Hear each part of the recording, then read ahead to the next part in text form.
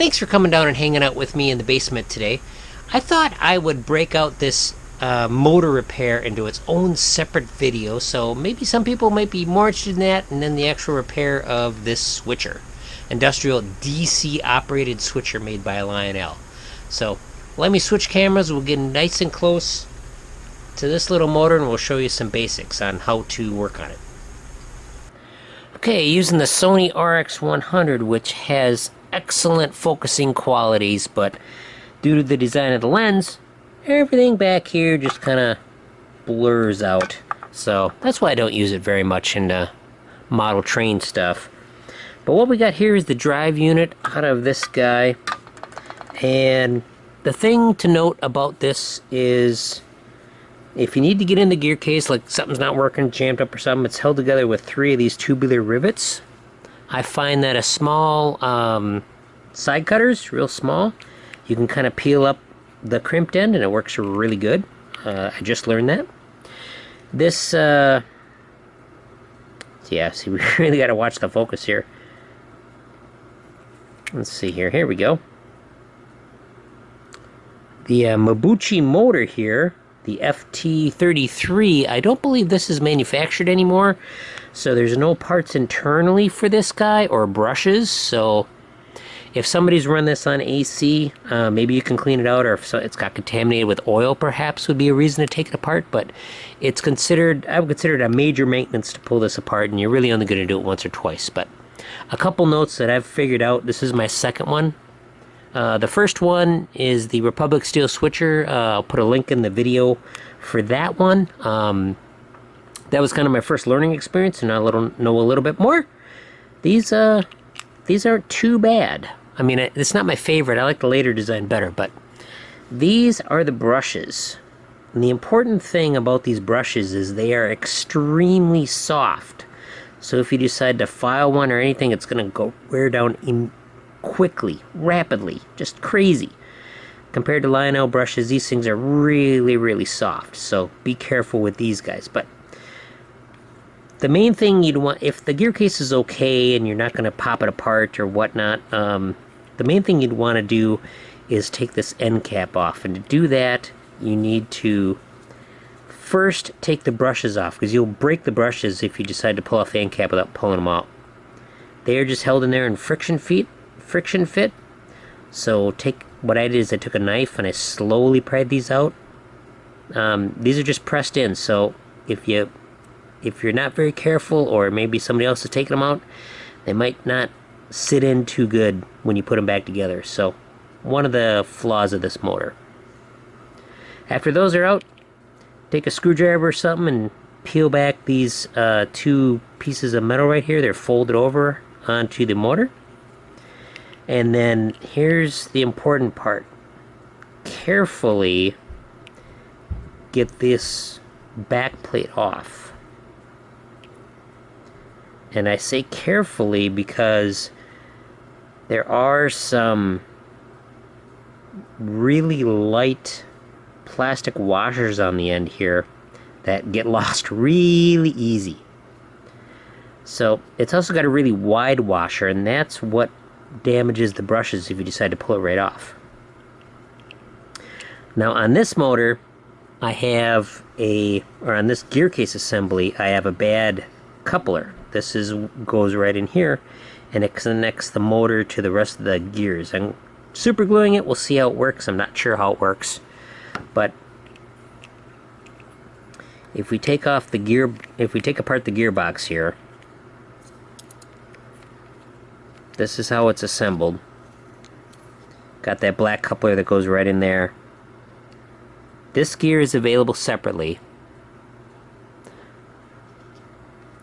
Trains.com has this gear. I'll leave a part number for the gear in the link, but they don't have the coupler. There is a Lionel part number for the coupler, but I haven't found it anywhere. But let's say your coupler's damaged too and you want to take this out for whatever reason, but we'll show you what it looks like. There we go. There's also a little washer on the end here, so you don't want to lose that like I probably just did. Yeah, I'm not seeing it. But this is the motor. And if it's nice and shiny like this, where the wire is all nice and shiny and stuff, you probably got a good motor still. Just like any other motor, just clean up the armature, clean up the gaps in here, carefully reassemble everything.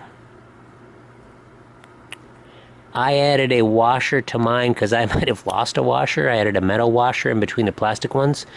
And so that's important to make sure the end play is good. Then just to reassemble, put her back together, crimp those over, and put a tiny, tiny amount of lubricant on here. Just a tiny, tiny bit. A little bit on here, not much. I mean, this end's okay to add a little bit extra lubricant, but here you want to be real careful because you don't want to contaminate the brushes. And we just got a little bit of end play, nothing crazy. But like I said, these little washers, they just fly all over the place. They're really light and really easy to lose. So, yeah, crimp her up, put her back together, and if you want to run it on DC, or excuse me, on AC, like I'm going to do, and I'll show this in the video, the main video for this switcher here. Get yourself one of these guys. This is a bridge rectifier. This will convert AC to DC and give you forward-only operation, which you could add a reverse unit, or there are other products out there to make these more functional switchers forward and reverse, but this is the bare minimum you need. Hook up one of these guys. This is your alternating current, this is your direct current, this goes to the motor, and these two go to the track pickups. And then you'll have a working switcher on your AC layout. Got the motor all assembled, got these back down, got these on. To test it, easiest way to do it is a 9-volt battery, or if you got a DC power source, that'd be fine too. But you just carefully put the battery right alongside the terminals here, see if it works. Sounds pretty healthy to me. The coupler repair was successful. What I ended up doing in the end was breaking it open, because it was cracked in half anyway, so I finished it off. And then what I did was I had to take my knife and kind of carve out the back half a little bit more so the shaft would sit in there better. And then what it is, I reassembled it and then clamped it down and, well, super glued it, clamped everything together, and it's working real good. It'll work good for this. So I just thought I'd tell you some of the things I like to do for reassembly here. I'm just going to use a little bit of super lube here. And the trick is not to use very much. So you want a little bit of super lube, and you could use anything. You don't have to use super lube, but sorry, the focus on this camera is just really narrow. We're just going to put a little bit of super lube where the shafts ride here.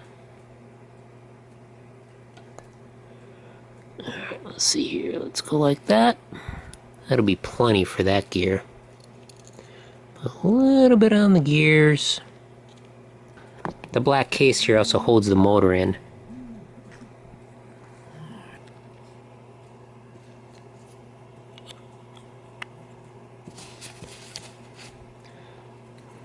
Now we can hold it together, test it with a 9-volt battery.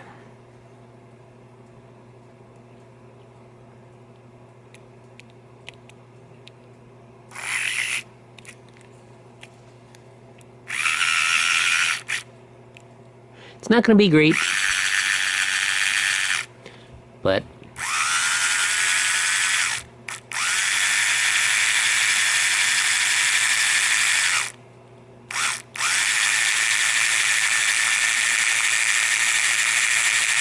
that's sounding a little better.